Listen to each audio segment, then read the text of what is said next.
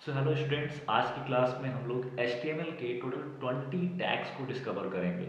जितने भी हमारे 20 बेसिक्स टैग्स होते हैं हम उन्हें डिस्कवर करने वाले हैं। ठीक है, तो आइए हम देख लेते हैं अपने कंप्यूटर स्क्रीन की तरफ। ठीक है, तो सबसे पहले हमें क्या करना है कि नोटपैड ओपन कर लेना है। ठीक है, यहाँ से मैं ओपन कर लेता हूँ नोटपैड। ठीक है, फिर उसके बाद हमें करना क्या है कि सबसे पहले हमें यहाँ पे अपने डेस्कटॉप स्क्रीन के ऊपर एक बनाना पड़ेगा फोल्डर। तो मैं यहाँ मान लेता हूँ फोल्डर और यहाँ इसका नाम कर लेता हूँ HTML बेसिक। ठीक है, अब मैं कर लेता हूँ यहाँ पे एंटर। अब यहाँ से मैं क्या करूँगा कि वापस से मैं नोटपैड में जाऊँगा और यहाँ से मैं अपना स्टार्ट करूँगा आज का HTML की क्लास। ठीक है, सबसे पहले बता दूँ आप लोगों को कि HTML के पूरे की पूरी ट्यूटोरियल आज बेसिक टैग्स के ऊपर होने वाली है, जिसमें हम टोटल 20 टैग्स को डिस्कवर कर रहे होंगे। ठीक है, सबसे पहले मैं क्या करता हूँ, स्टार्ट करता हूँ। मैं लिखूँगा यहाँ पे HTML और फिर यहाँ से मैं HTML को कर दूँगा क्लोज। ठीक है, और क्लोज करने के लिए मैं यहाँ पे यूज करता हूँ एक फॉरवर्ड स्लैश। ठीक है, अब HTML के बाद हम लोग पहला टैग जो उसमें अंदर लगाते हैं HTML के अंदर, वो होता है हेड टैग। ठीक है, अब हेड के अंदर पूरी हेड वाली इंफॉर्मेशन कंटेन करती है। अब इस हेड टैग को क्लोज करना पड़ता है, हम यहाँ पे क्लोज कर देंगे और हेड टैग के ही अंदर हम लगाएंगे टाइटल टैग। तो ठीक है, टाइटल टैग लगा करके इसके अंदर हम डाल देते हैं टाइटल आज का माई फर्स्ट वेब पेज, और यहाँ पे हम क्लोज कर देंगे टाइटल टैग को भी। ठीक है, इसके बाद हम लोग स्टार्ट करते हैं हेड टैग के अंदर दो चीज़ें और भी होती है हमारे पास। जैसे एक हम यूज करते हैं अक्सर जावा स्क्रिप्ट के लिए स्क्रिप्ट टैग। ठीक है, स्क्रिप्ट टैग इसको भी क्लोज कर लेते हैं। ठीक है, और ज़रा सा मैं चाहता हूँ कि मैं इसमें कुछ लिख लूँ, तो इसके लिए मैं यहाँ पे आके लिखूँगा डॉक्यूमेंट डॉट राइट। ठीक है, और मैं इसमें ब्रैकेट में लगा कर लिख देता हूँ हेलो स्टूडेंट्स। ठीक है, इतना लिखने के बाद मैं ब्रैकेट बंद कर देता हूँ। ये हमारा जावा स्क्रिप्ट का पार्ट हो गया। ठीक है, और इसी हेड टैग के अंदर हम स्टाइल टैग भी दे सकते हैं। ठीक है, तो हम स्टाइल टैग के अंदर भी एक काम करेंगे। पहले मैं इसको क्लोज कर लूँ। ठीक है, ठीक है, ये स्टाइल टैग हो गया। इसके अंदर हम क्या करने वाले हैं कि अपनी जो भी वेबसाइट की बॉडी है उसको हम देने वाले हैं बैकग्राउंड कलर। उसके लिए हम यहाँ पे एक ब्रैकेट यूज करेंगे और यहाँ पे लिखेंगे बैकग्राउंड कलर। ठीक है, और यहाँ पे हम डालते हैं वैल्यू रेड। ठीक है, ठीक है, तो रेड वैल्यू हो गई ये हमारी बैकग्राउंड की, बॉडी के बैकग्राउंड की। ठीक है, और यहाँ से ब्रैकेट बंद कर देंगे, यहाँ पे लगा देंगे सेमी कॉलन। ये हमारा हो गया CSS का पार्ट, स्टाइल का पार्ट। इसी तरह से हम यूज कर लेते हैं एक और CSS। इसमें हम H1 टैग के ऊपर लगाएंगे कलर। कौन सा, तो लगा लेते हैं ब्लू। ठीक है, और ऐसे इसको भी सेमीकोलन से बंद कर लेंगे और यहाँ पे हमारा कर ली ब्रैकेट। ठीक है, H1 के बाद हम लोग चाहते हैं कि P टैग के ऊपर भी लग जाए कलर, और वो कलर हो जाए, किस कलर का कर दिया जाए, वाइट। ठीक है, ये हम CSS का पार्ट लिख लिए। ठीक है, अब आते हैं मेन बॉडी के पार्ट के ऊपर, और इसी बॉडी टैग के अंदर हम आज टोटल 20 टैग्स डिस्कवर करने वाले हैं। ठीक है, तो हेड के बाद हम लोग लगाते हैं यहाँ पे बॉडी टैग, और बॉडी टैग के अंदर सबसे फर्स्ट टैग जो हम आज करने वाले हैं वो है हेडिंग टैग। ठीक है, तो हेडिंग स्टूडेंट्स स्टार्ट करते हैं। यहाँ से हेडिंग टैग के लिए हम यूज करेंगे H1 टैग, और H1 टैग के अंदर मैं लिखता हूँ फर्स्ट लेवल ऑफ हेडिंग। ठीक है, और यहाँ से मैं H1 टैग को क्लोज कर देता हूँ। अब खास बात ये है कि स्टूडेंट्स ये हेडिंग टैग्स हमारे पास टोटल 6 होते हैं। जैसे जैसे हमें लेवल बढ़ाना होता है या जैसे जैसे लेवल को हटाना होता है उस अकॉर्डिंग ये लेवल हम हेडिंग टैग्स के अंदर यूज करते हैं। तो मैं क्या करता हूँ कि जल्दी से इसी हेडिंग टैग को यहाँ से कर लेता हूँ कॉपी। ठीक है, और मैं इसे 6 बार इसको यहाँ से पेस्ट करा लेता हूँ। ठीक है, 1 2 3 4 5 और यहाँ पे हो गया 6। लेकिन मुझे एक काम करना पड़ेगा, यहाँ पे करना पड़ेगा 2, यहाँ पे करना पड़ेगा 3। ठीक है, यहाँ पे करना पड़ेगा 4, यहाँ पे करना पड़ेगा 5 और यहाँ पे करना पड़ेगा 6। ऐसे ही मैं यहाँ पे कर लेता हूँ यहाँ पे 6th level of heading.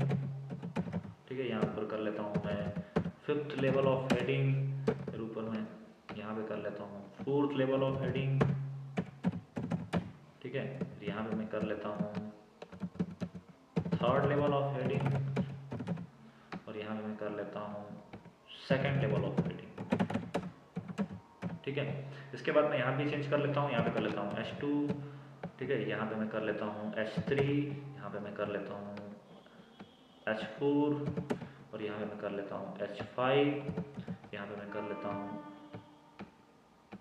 S6, ठीक है। ये हमारे स्टूडेंट्स हेडिंग टैग्स हो गए हैं, ठीक है। अब इसे हम सेव करेंगे। सेव करने के लिए क्या करेंगे, डेस्कटॉप पे जाएंगे और वहाँ से हम लोग स्टार्ट करेंगे, चूज कर लेंगे वो फोल्डर और यहाँ पे हम फाइल का नाम दे देंगे बेसिक टैग्स। स्टूडेंट्स लास्ट में .html जरूर लगाइएगा और एंटर कर दीजिएगा, ठीक है। अब इस प्रोग्राम को हमें देखना है, अगर इसका आउटपुट, तो हम यहाँ पे आकर के बेसिक टैग्स के ऊपर यहाँ पे हम लोग क्लिक कर देंगे। तो आप लोग देखिए कि हमारी सारा काम बिल्कुल ओके है। हम लोगों ने यहाँ पे जावास्क्रिप्ट के थ्रू हेड टैग में हेलो स्टूडेंट्स लगवा चुका है। फिर यहाँ पे हमने पूरी की पूरी हेडिंग लगा चुकी है, जिसमें से सिर्फ H1 वाली ब्लू कलर की है, क्योंकि हम लोगों ने यहाँ पे क्या लगा रखा है, H1 के लिए कलर ब्लू, ठीक है। तो स्टूडेंट्स हेडिंग टैग हो जाने के बाद अब बढ़ते हैं हम लोग पैराग्राफ टैग के ऊपर। अब पैराग्राफ टैग के लिए मुझे एक चाहिए लंबा सा पैराग्राफ, तो मैं आ जाऊँगा यहाँ से माइक्रोसॉफ्ट ऑफिस वर्ड के अंदर और मैं यहाँ पे एक फॉर्मूला यूज करूँगा। जिस फॉर्मूला की हेल्प से मैं एक बना लूँगा पैराग्राफ। वो फॉर्मूला होगा इक्वल टू RAND और ब्रैकेट के अंदर लिखता हूँ 2,2, जिससे मुझे थोड़ा सा पैराग्राफ मिल जाएगा। और मैं एक पैराग्राफ को यहाँ से कर लूँगा कॉपी और वापस से आ जाऊँगा नोटपैड के अंदर और यहाँ पे मैं इसको पेस्ट कर दूँगा और लास्ट में P टैग को क्लोज भी कर दूँगा। अब इसे वापस से सेव करूँगा और आ जाऊँगा अपने करूँगा ब्राउजर के ऊपर और मैं यहाँ पर रेफ्रेश करूँगा, जिससे मुझे वो पूरा पैराग्राफ इस वेबसाइट के ऊपर मिल जाएगा। अब क्या करना है, आप देख रहे हैं कि यहाँ पे कुछ पैराग्राफ्स बहुत लंबी लंबी लाइंस में दिख रहे हैं, यहाँ पे देखिए। तो मैं चाहता हूँ कि ये पैराग्राफ यहाँ के बाद नेक्स्ट लाइन में आ जाए। स्टूडेंट्स अगला जो टैग हमारा होगा वो नेक्स्ट लाइन के लिए होगा और मैं हम यहाँ पे डॉक्यूमेंट के बाद एक यूज करेंगे BR tag, line breaking tag जिसको बोलते हैं, ठीक है। जिससे हमारी नेक्स्ट लाइन में जो भी टेक्स्ट होगी वो आ जाएगी, ठीक है। यहाँ से हम लोग रेफरेंस कर लेते हैं, देखिए हमारा नेक्स्ट लाइन में आ गया है, ठीक है। अब पैराग्राफ टैग के बाद हम लोग आएंगे नेक्स्ट टैग के ऊपर, जो कि हमारा है इटैलिक टैग। तो हम लिखते हैं यहाँ पे I और यहाँ पे लिखते हैं दिस इज इटैलिक टैग और यहाँ पे हम इसको I से क्लोज भी कर देंगे, ठीक है। तो नेक्स्ट ऐसे ही हमारा स्टूडेंट्स बोल्ड होता है, तो हम लगाएंगे उसके लिए B टैग और यहाँ पे लिखेंगे दिस इज बोल्ड टैग, ठीक है। तो यहाँ पे हम इसको B से क्लोज कर देंगे। फिर इसी तरह से स्टूडेंट हमारा होता है underline tag, U tag use करेंगे और यहाँ पे लिखेंगे दिस इज अंडरलाइन, ठीक है। और यहाँ पे हम U टैग से इसको क्लोज भी करा देंगे, ठीक है। इसी तरह से स्टूडेंट्स हमारा होता है एम्फेसाइज टेक्स्ट, तो हम उसके लिए यूज करेंगे EM, यहाँ पे लिखेंगे दिस इज एम्फेसाइज्ड टेक्स्ट, ठीक है। और यहाँ पे हम यूज कर लेंगे EM को क्लोज, ठीक है। ऐसे ही हमारा स्टूडेंट्स होता है स्ट्रॉन्ग टैग। स्ट्रॉन्ग टैग के बाद हम लोग यहाँ पे लिखेंगे दिस इज स्ट्रॉन्ग टैग और यहाँ पे स्ट्रॉन्ग को भी क्लोज कर लेंगे, ठीक है। ऐसे ही हमारा होता है बिग टैग, तो बिग टैग के अंदर लिखेंगे दिस इज बिग टैग, ठीक है। यहाँ से हम लोग बिग को भी कर लेंगे क्लोज। फिर ऐसे ही होता है हमारा स्मॉल टैग, इसको भी हम लोग लगा के लिखेंगे यहाँ पे दिस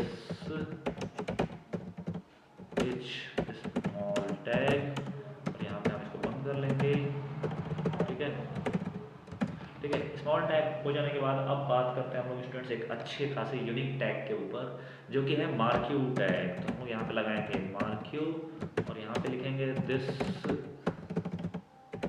इज मार्क्यू टैग और लिखने के बाद यहाँ पे हम लोग लिख देंगे मार्क्यू को कर देंगे क्लोज, ठीक है। मार्क्यू टैग के बाद स्टूडेंट्स अब बात करते हैं कुछ और भी टैग्स के ऊपर। जैसे हम लोग बात करते हैं लिस्ट के बारे में, तो लिस्ट के बारे में भी दो टैग हमारे पास आते हैं। सबसे पहले आता है हमारा ऑर्डर्ड लिस्ट, इसके लिए हम लोग यूज करते हैं OL टैग और इसमें हम लिस्ट के आइटम को यूज करने के लिए बोलते हैं LI। तो यहाँ पर लिख लेता हूँ मैं फर्स्ट, ठीक है, और यहाँ पे मैं कर लेता हूँ LI को क्लोज। फिर यहाँ पे मैं लिखता हूँ LI और यहाँ पे मैं नया डालता हूँ आइटम, यहाँ पे डालता हूँ मैं सेकेंड और यहाँ पे मैं कर लेता हूँ LI को क्लोज, ठीक है, ठीक है। तो यहाँ पे हमारा ये हो गया दो और इसके बाद हम लोग कर लेंगे OL को क्लोज। ये हमारा ऑर्डर्ड लिस्ट हो गया। ऐसे ही अब हम लोग बात करते हैं अनऑर्डर्ड लिस्ट के लिए, उसके लिए हम लोग UL टैग यूज करते हैं, ठीक है। ठीक है। अब इसमें क्या फ़ायदा है स्टूडेंट्स, यूएल टैग में हम सिर्फ सिंबल के फॉर्म में लिस्ट को शो करा सकते हैं। इसके लिए हम एलआई टैग का यूज करेंगे और यहाँ पे हम यूज करेंगे यहाँ पे फर्स्ट, और यहाँ पे एल आई को क्लोज कर देंगे। फिर यहाँ पे यूज करेंगे एल आई के साथ लिखेंगे यहाँ सेकंड, ठीक है, और यहाँ पे फिर से एल आई को क्लोज कर देंगे और यहाँ पे हम फाइनली क्लोज कर देंगे यूएल टैग को भी। इसके बाद स्टूडेंट्स लास्ट में 3 टैग और बचे हुए हैं हमारे पास, 3 टैग, तो वन बाई वन डिस्कवर कर लेते हैं। सबसे पहले हमारे पास सब स्क्रिप्ट और सुपर स्क्रिप्ट बचा हुआ है।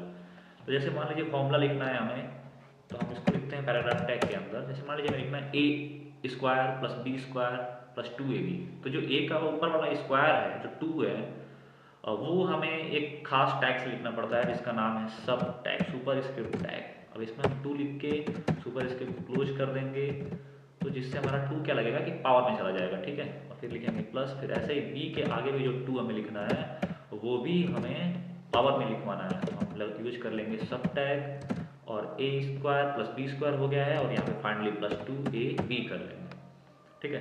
अब ऐसे ही एक और बात हमारे सामने आती है सामने कि मैं यहाँ पे बी आर टैग का यूज कर लेता हूँ, ठीक है, ताकि नेक्स्ट लाइन में काम हो। अब अगर हमें मान लो H2O लिखना है, तो उस H का जो 2 है वो तो थोड़ा नीचे है ना, उसके लिए हम सब स्क्रिप्ट का यूज करते हैं।